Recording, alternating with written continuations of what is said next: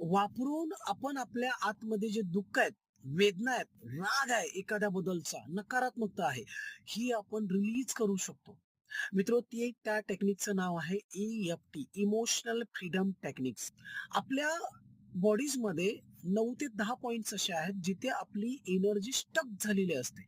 मग कसं करायचं ते तुम्हाला सांगतो, की मी माझ्या शरीरातली नकारात्मकता रिलीज करत आहे.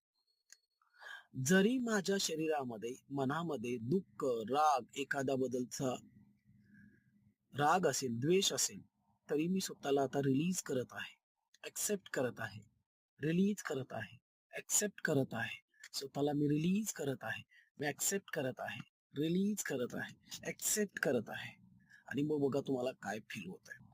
जर रेट द्या तुम्ही, की मला आता खूप रिलॅक्स होतं. एक 2 ते 3 मिनिटं करा आणि मग बघा तुमच्यामध्ये काय चेंज होतंय. ओके?